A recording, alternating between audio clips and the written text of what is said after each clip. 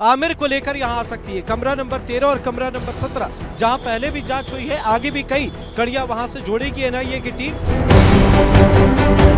यहां की तस्वीर नजर आ रही है, अभी यहां पर डर की स्थिति है, कई सवाल यहां से खड़े हो रहे हैं। कोई भी सामने कैमरे पर कुछ भी बोलने को राजी नहीं है। जितने भी लोग हैं इस मामले में, अगर उनको लेकर आएगी तो सबसे पहले सीन को रिक्रिएट करने की कोशिश की जाएगी।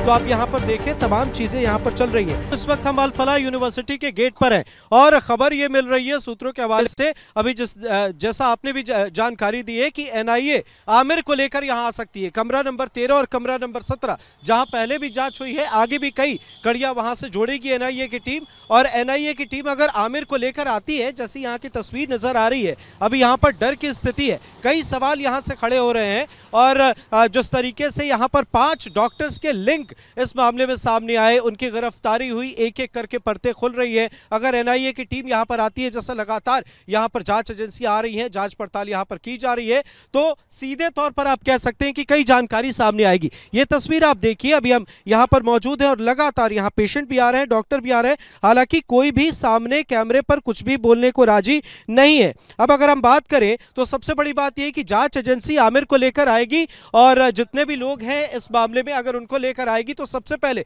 सीन को रिक्रिएट करने की कोशिश की जाएगी। यहां पर भी किस तरीके से उनका नेटवर्क चल रहा था, किस तरीके से वे संपर्क करते थे, कैसे उनके तार जुड़े हुए थे, किस तरीके से कहां से उनका कनेक्शन था, एक एक करके उन चीजों को एनआईए की टीम जो है बारीकी से समझेगी। और जाहिर है जब ये सारी चीजें की जाएंगी, यहां की हम बात करें या हम दिल्ली की बात करें, तो कई चीजें और निकलकर सामने आएंगी। एक बार जरा आप अंदर की तस्वीर दिखाएं। जांच का सिलसिला एक तरफ चल रहा है, लेकिन अगर आमिर को जैसा बताया जा रहा है कि एनआईए की टीम लेकर आती है, तो आप यहां पर देखें, तमाम चीजें यहां पर चल रही हैं। अब सुरक्षा एजेंसियां उमर को लेकर भी पूछताछ कर रही है और पूरे जो मूवमेंट उसका रहा है उसे रिक्रिएट करने की भी तैयारी है। इसके अलावा ब्लास्ट से पहले आतंकी किस तरीके से रूट मैप उन्होंने तैयार किए थे, ब्लास्ट से पहले कब और कहां गए थे, कौन कौन लोग इसमें शामिल थे, इसकी भी जांच की जाएगी। रूट मैप को 50 से ज्यादा सीसीटीवी कैमरे और वो i20 कार, उसको भी लेकर पूरी जानकारी इकट्ठा की जा रही है, उसे भी रिक्रिएट किया जाएगा, उस सीन को रिक्रिएट करने की कोशिश की जाएगी।